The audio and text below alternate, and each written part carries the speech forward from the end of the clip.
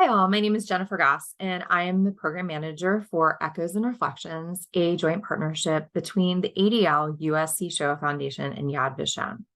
I'm here today to talk to you about a very important question. And that question is, do all genocides follow the same escalation of hate? The brief answer to that question is no. However, that doesn't mean our session's over for today. We're going to delve into how genocides escalate and talk a bit about some specific genocides that you may have already begun studying this week and in your classes, and looking at how there are obvious similarities between escalation of hate in these situations, but also crucial differences as well. We're going to start by taking a look at a framework known as the 10 stages of genocide. The 10 stages of genocide were created by Dr. Gregory Stanton, who heads an organization known as Genocide Watch. And Genocide Watch is a nonprofit organization that studies genocides that have happened throughout history, and unfortunately, the fact that genocides are still occurring today. And with the work that Dr. Stanton has done throughout time, we have been able to use this information to identify countries that are at risk of genocides occurring in their nations. Now, the 8 stages of genocide were originally created in 1998. However, they were expanded to 10 stages in 2013. What's important for us to understand is that genocide cannot be committed by an individual or a small group. Rather, it takes the cooperation of a large number of people as well as the state for genocide to occur. By knowing the stages of genocide, citizens are better equipped to identify the warning signs and stop the process from continuing. The 10 stages are currently displayed on the screen, and while an arrow leads you from one stage to another, it's important to note that these stages are not linear, but are fluid, meaning that they can occur simultaneously or in different orders, and not even all are necessary to perpetrate genocide. However, our brains often think in frameworks, and so this framework created by Dr. Stanton has been one that's been particularly helpful throughout time. Our friends at the Zeckelman Holocaust Center in Michigan have created another framework, which we also like to share. This is called the genocide model. The genocide model helps to describe and explain genocide through illustrating its various parts, including hateful attitudes, acts of hate, discriminatory policies, and organized violence. The main point is that there is much more to genocide than just mass killing. Hatred and discrimination at the individual and collective levels both make genocide possible and destroy lives. Some of you may also be familiar with the ADL's pyramid of hate. It is set up in a rather similar fashion. However, the pyramid of hate looks at the very bottom, minor microaggressions like biased attitudes, escalates up to discriminatory actions, and then is capped off with genocide. So there are some slight differences between these two frameworks. The base model of the Zeckelman Center's genocide model is a section for context. What this means is that there, in every genocide, are underlying conditions and risk factors that make genocide more likely. The core of the model is 4 components: hateful attitudes, acts of hate, discriminatory policies, and organized violence. There's some examples shown on the screen right now of each of these 4 components. What this also shows us in this structure is that these phenomena often occur simultaneously during genocide and are mutually reinforcing. The middle sections of the triangle are also divided between individual choices on the left, including hateful attitudes and acts of hate, and collective choices on the right, including discriminatory policies and acts of organized violence.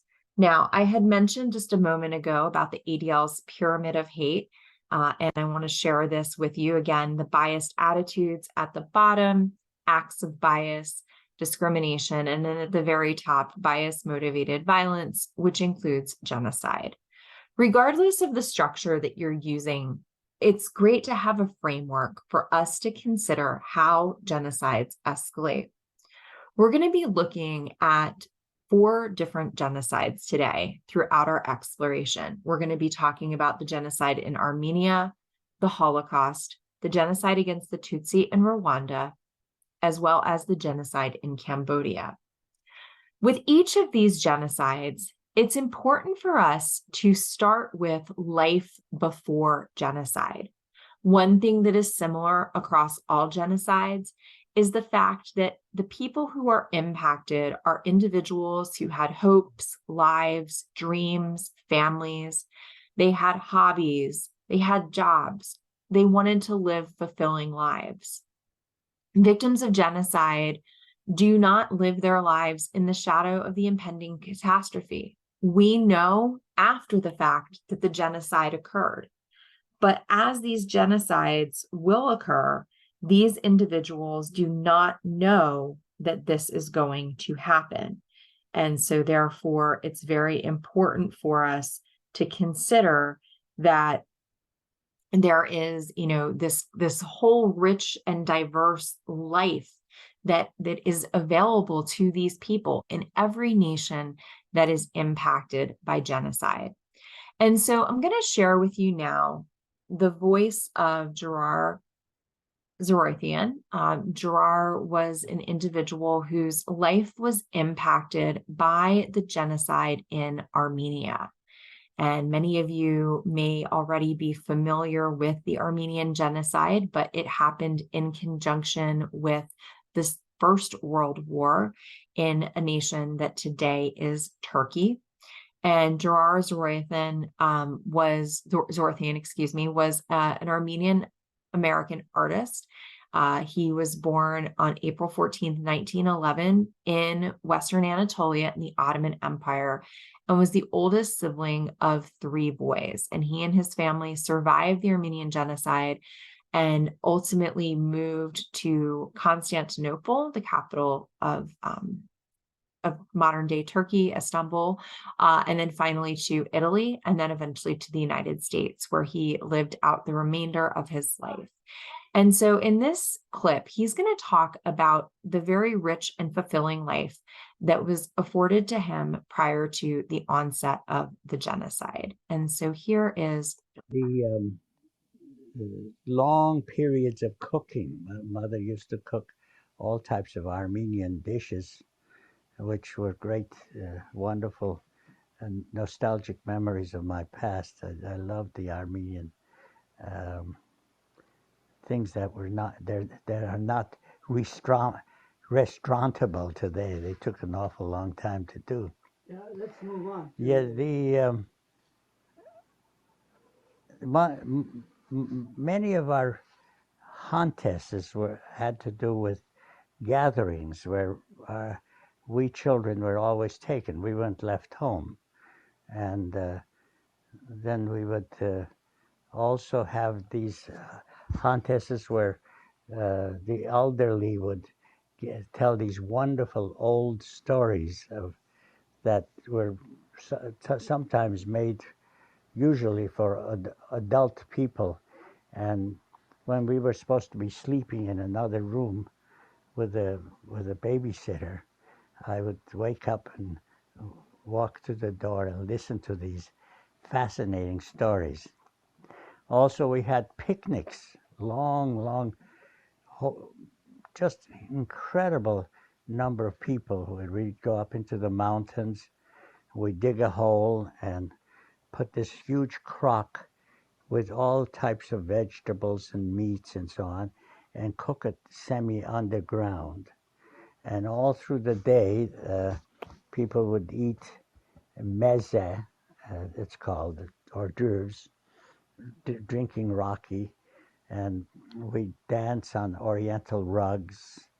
And then certain groups of people would be in one place, and then other groups would be in a hill next to it, and so on. And at night, we would start singing some Armenian songs that would be, we would sing certain stanzas of it, and groups in the other mountain would echo and sing the second verses, etc.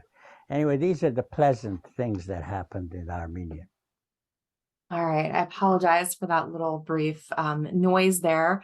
But you can hear through Gerard's testimony the very rich and, diverse life that they lived. He talks about the meals, he talks about the singing, he talks about other aspects of the culture and the fact that the family is, such a big part of his experience.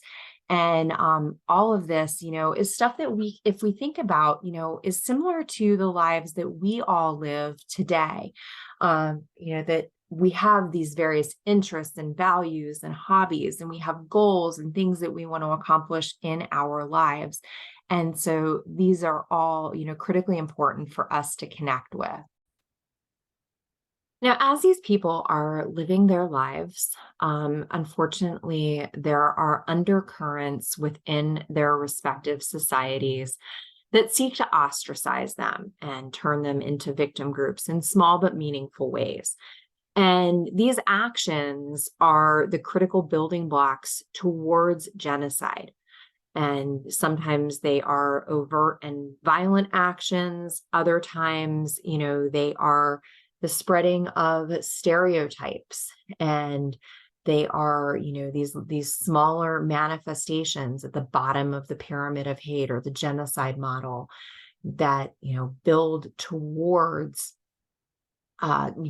people in a society buying into these things, and limiting the capacity for empathy and connection, allowing individuals to see those that are being targeted as humans is so important. But stereotyping and these microaggressions diminish that in the individuals who are being targeted. And then the outer group, the in-group, I would say, in a society is viewing them differently. And so, we see stereotypes that are even perpetrated in our society today being displayed on the screen here. And while our society is not viewed as at a high risk for genocide at this point in time, if some of these stereotypes continue, it can lead to an escalation in risk factors.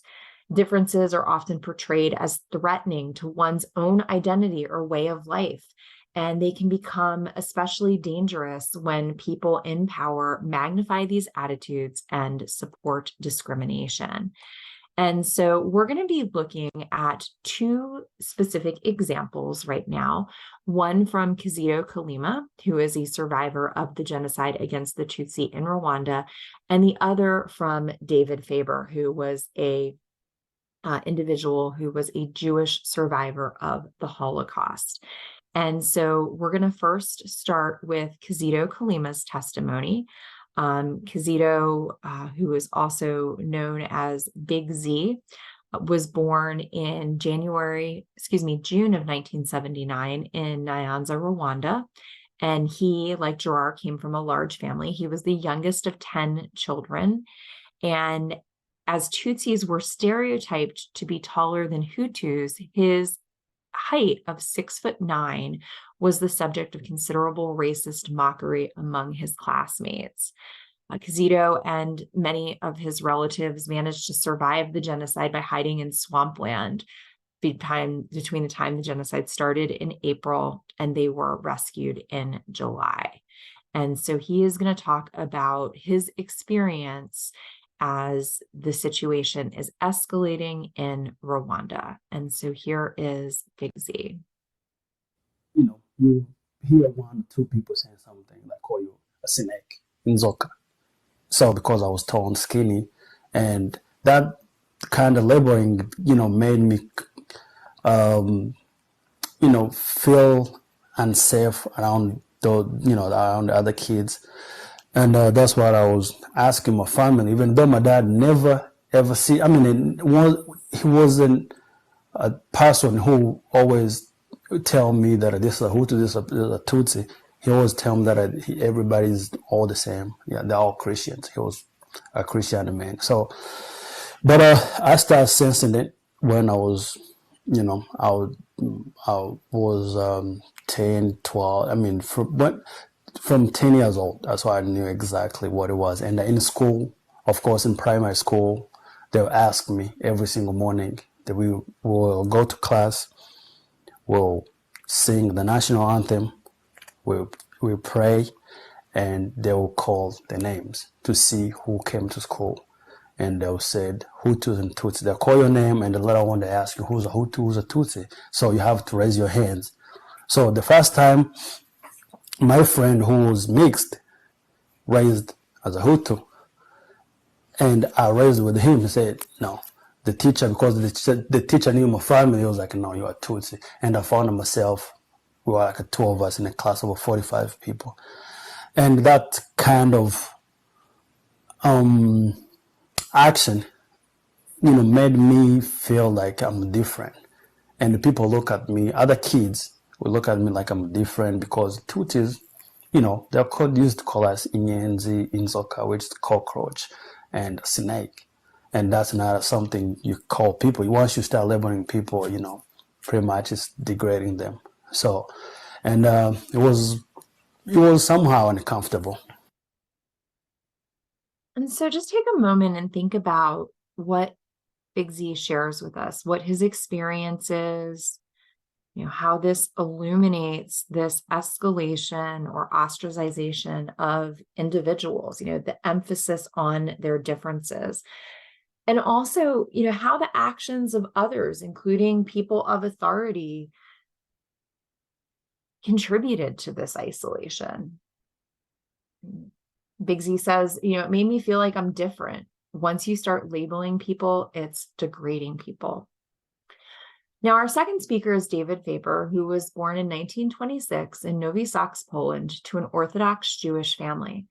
After the German invasion of Poland on September 1st, 1939, David and his family fled to Tarnow, Poland, and ultimately he was the sole survivor of 2 Nazi shootings in Tarnow.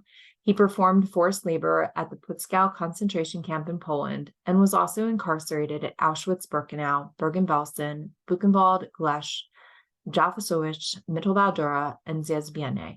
When the World War II began, David was 13 years old. And so he is close in age to all of you as he's experiencing this component in history. And so here is David's voice.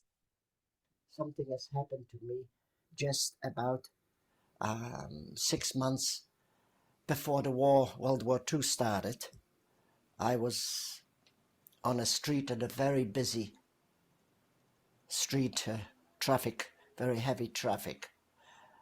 And I was waiting to cross the road, waiting for the lights. How old are you at this time? I was about 12 and a half years old, about. And I was waiting to cross over the road until the traffic passes. A boy was pushing me. And you damn Jew, in Polish, parszywy Żyd.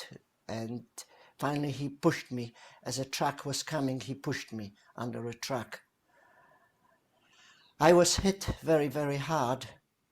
And I still remember, I've never forgotten that. There was a woman screaming out, why don't somebody call an ambulance? So the boy be taken, the boy is in a very bad condition. And so there's another man there on the side, Polish person, he says, well, it's a Żyd, it's a Jew. It doesn't matter, let him die.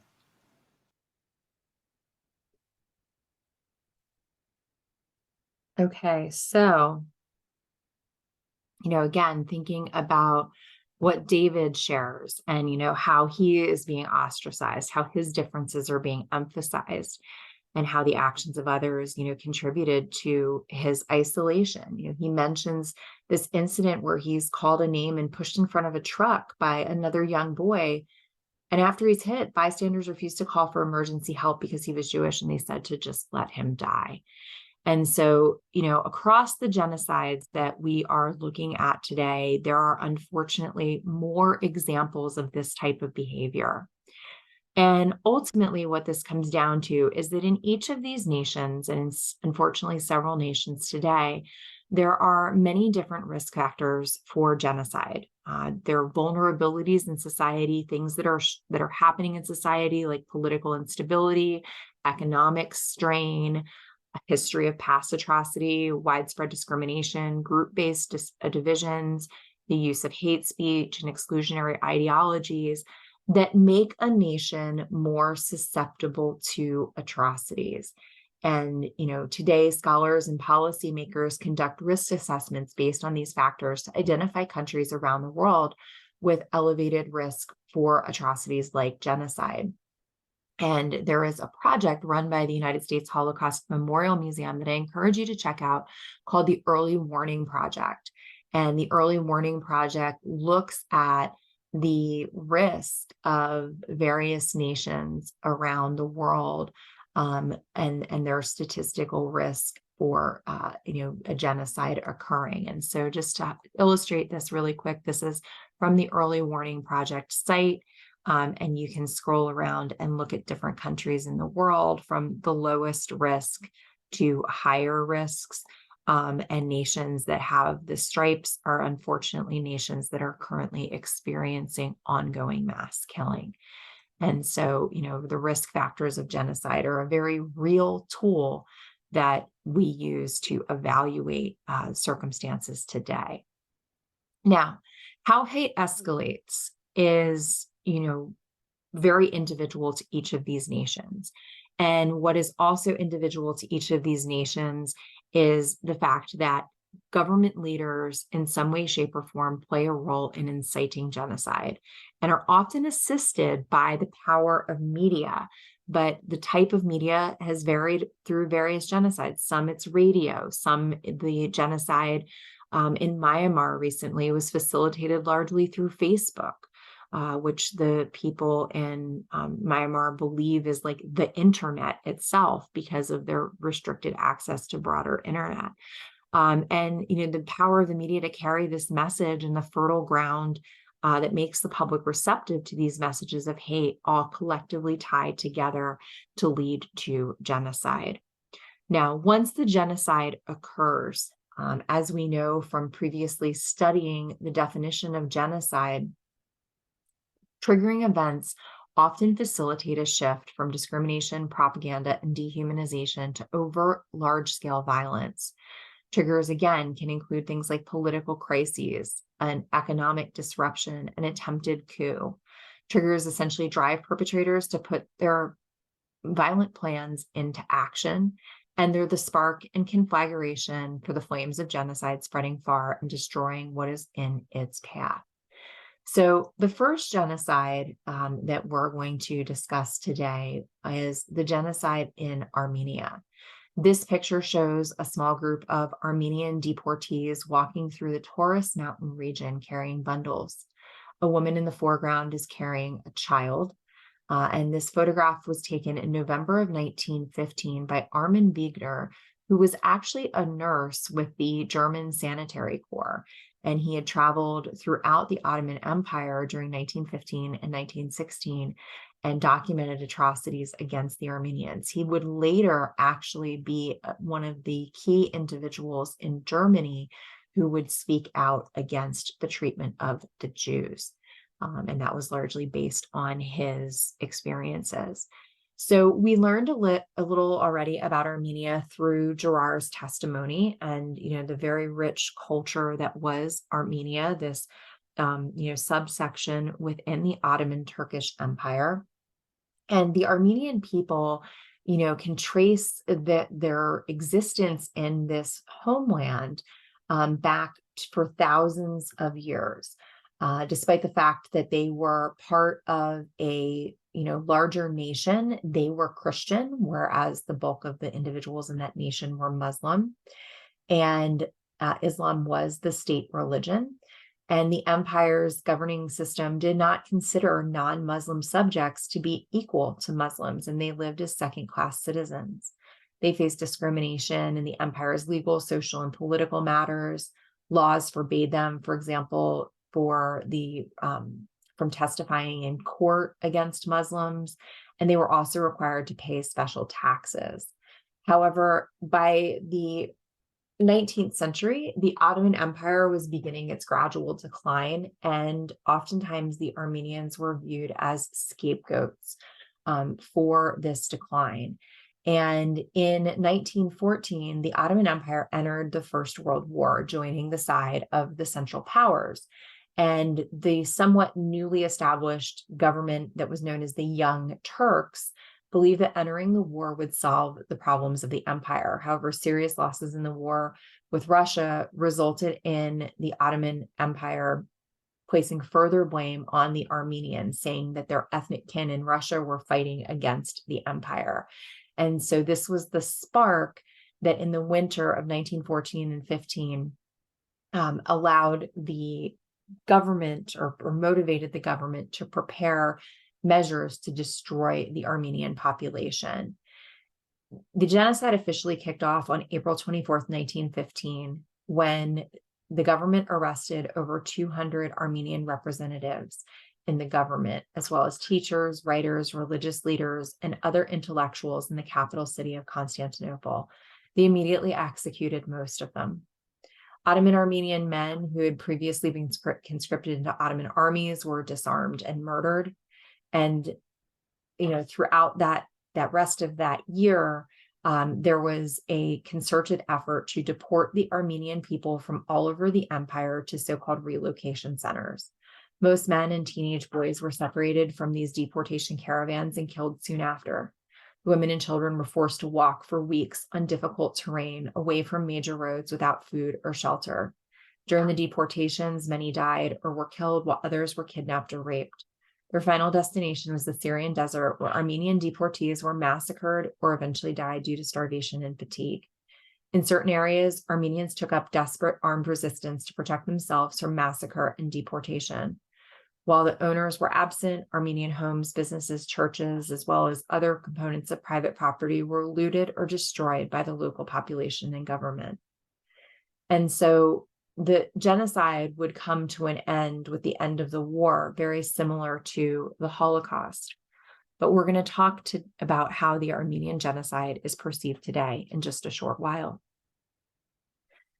Almost all of us are familiar with the genocide of the Holocaust, which is what is featured here in this second photograph, which shows women and children being deported from Siedlowicz, Poland in 1942.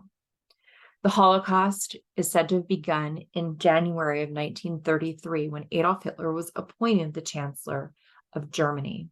From there, he used this position to seize greater and greater power, assuming ultimate control in August of 1934 when President Paul von Hindenburg died of natural causes. Throughout the 1930s, Hitler and his Nazi party passed a number of anti-Jewish measures that were implemented to further isolate the Jewish population of Germany. And this was extended to annexed Austria in March of 1938, and then the occupied Sudetenland in the fall of 1938, spreading to the remainder of what was then called Czechoslovakia in 1939 in the spring. And then, of course, with the onset of World War II in September of 1939, Germany invaded Poland and eventually occupied most other continental European nations. They eventually would also launch Operation Barbarossa against their former allies in the Soviet Union and taking into their control the bulk of the Jewish population in Europe. Throughout the era of the Holocaust, over 6 million Jewish individuals were killed. Many were deported, like these individuals, to death camps. Others were placed in ghettos where they suffered under horrible conditions, and many died of starvation and disease. Other individuals were shot by firing squads in mass roundups throughout Eastern Europe. And others, of course, perished under individual circumstances, some of which we may never even know about. At the end of the Holocaust in 1945, as mentioned, over 6 million European Jews were murdered. And the European Jewish community today has never recovered, as most nations still have very small Jewish populations. And in some areas where Jews lived, no Jewish populations exist any longer. The Nazis also persecuted millions of others, and in the case of at least 5 million individuals, led to their death for their perceived inferiority, individuals who were Poles, Soviet prisoners of war, LGBTQ plus populations, Jehovah's Witnesses, trade unionists, the disabled, and many more. And so again, we see, a state-sponsored genocide against a specific population that has other rights removed before the situation escalates to conditions unworthy of life and outright killing. The genocide in Cambodia is one that occurred in the late 1970s, mid to late 1970s in Cambodia. Several of you may be familiar with where Cambodia is located, but it is in the former French Indochina region of Asia. And in this particular photograph, we see a photograph that was actually taken from a train in Pursat. And like cattle, heavily laden with bags and blurred by the fleeting snapshot of the camera, these unknown pedestrians signify the ghostly character of Cambodia under the ruling Khmer Rouge regime. While many people were forced to travel to rural areas by train, many were also forced to walk. With nothing but the possessions that they could carry, Cambodians were forcibly transferred throughout the country. One may assume that those who traveled by train were fortunate ones, but this was not necessarily the case. As one survivor relates, my family was on a train to Pursat and we were separated from each other sometime after the train arrived. When we were separated, I was still with my sister, who much later died a brutal death. From 1975 to 1979, an estimated 1.5 to 3 million people, probably closer to 2 million, a quarter of the Cambodian population, were killed in a systematic campaign of mass murder organized by the Cambodian government. This government, led by the Khmer Rouge, which was a group that had started in the 1960s as an armed wing of the Communist Party of Cambodia, was led by the dictator Pol Pot. And their goal was to establish a classless agricultural state that completely rejected capitalism and was based on communal living. To achieve this, they thought to eliminate anybody they deemed the new people, namely urban populations, intellectuals, and minorities who were thought to be corrupted by outside influence. The Khmer Rouge favored peasants, whom they considered the old people. In this testimony, Theory Sang is going to share a bit about her experience in Cambodia. Theory is a survivor of the genocide in Cambodia. She was born in January of 1971, and her family was forced to leave the capital city when the genocide began in 1975. When her father returned to the capital city of Phnom Penh several weeks later for military service, he was murdered, and she and the rest of her family were forced to work in agriculture. Several years into the genocide, her mother was murdered, but she and her 4 brothers managed to survive the genocide and were eventually freed by prison guards and enabled to escape to Thailand. And so she's going to talk a bit about that experience. He was given the broader policy to kill with impunity, but then the motives for the killing were very personal to him. And the Khmer Rouge, the killings, that's why 2 million people were killed, not out of pure policy, not at the direct direction of Nonchir, Ing Seri, Kyo Sampon, the senior Khmer Rouge leaders. But the senior Khmer Rouge leaders are responsible in setting the policy where death was the norm. And then the individuals on the ground, the leadership at the village level, at the district level, now have the authority to kill, but with the motivations not necessarily at the policy level, and not for policy reason, but for personal reasons. And that's why we were taken to prison, not because the leadership ordered our imprisonment, but Alo had the authority based on personal envy, personal vendetta, in imprisoning us, and ultimately at the execution of my mom. Okay, and so unfortunately, Theory's mother and father do not survive, but Theory He was given the broader policy to kill and her siblings do. He was given. And then the last genocide that I want to just talk about briefly is the genocide in Rwanda. The genocide in Rwanda took place between April and July of 1994. And this photograph actually comes from the end of the genocide as Rwandan refugees are heading towards Zaire in an attempt to escape the actions that are occurring there. The genocide in Rwanda began in April officially, but as we previously mentioned and saw in Kizito's testimony, there was a lot of buildup through acts of discrimination and also through the spread of propaganda, particularly through the radio. And between April and July of 1994, at least 800,000 Rwandans lost their lives in a campaign of deliberate state-sponsored mass murder, which was now referred to as the fastest genocide in modern history. The genocide targeted the Tutsi population, which was approximately 14% of the overall population of the country. The Tutsis were really a social group, but through this propaganda and misinformation campaign were defined as an ethnic group. They shared the same language, culture, and land with their killers, the Hutu, and how they were divided was based on perceived positions of power. The genocide was planned by government and military leaders and fueled by propaganda that dehumanized Tutsis and mobilized large numbers of Hutus to participate in the killings.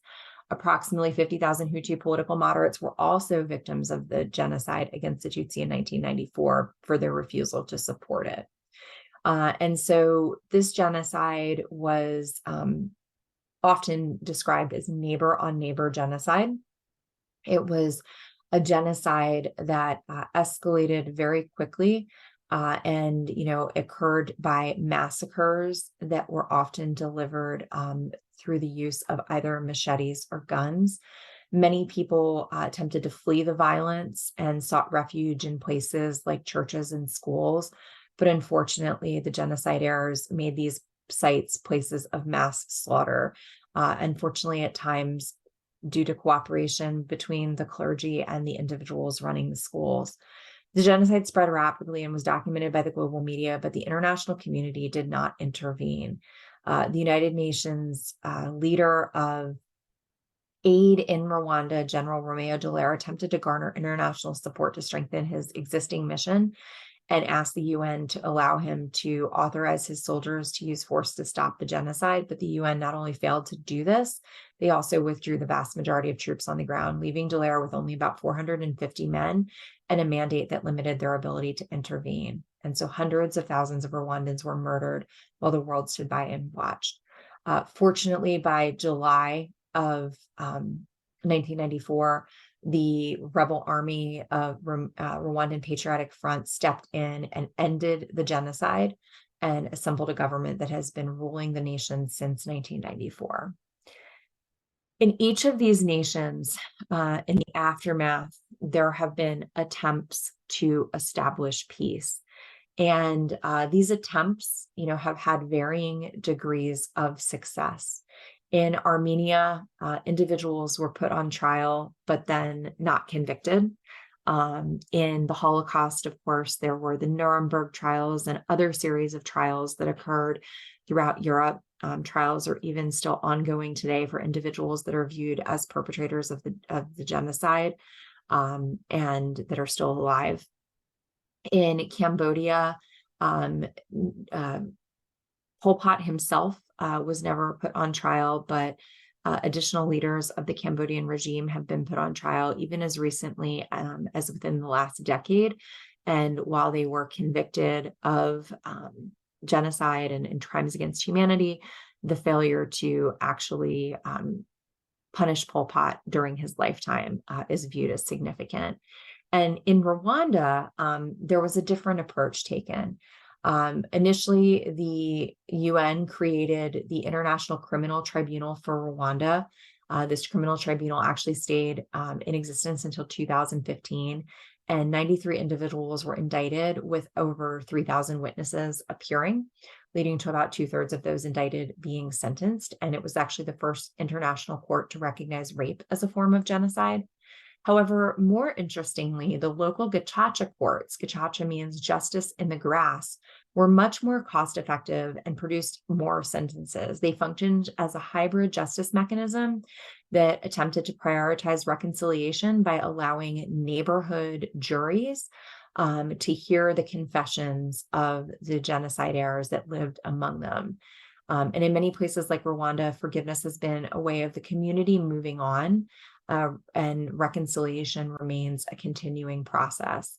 Many perpetrators in Rwanda have been reintegrated after apologizing and becoming productive members of their community. Rwanda itself also hosts numerous public memorials throughout the nation and annual commemoration events called Kubuku. Unfortunately, with the Holocaust, justice came, but to far few people.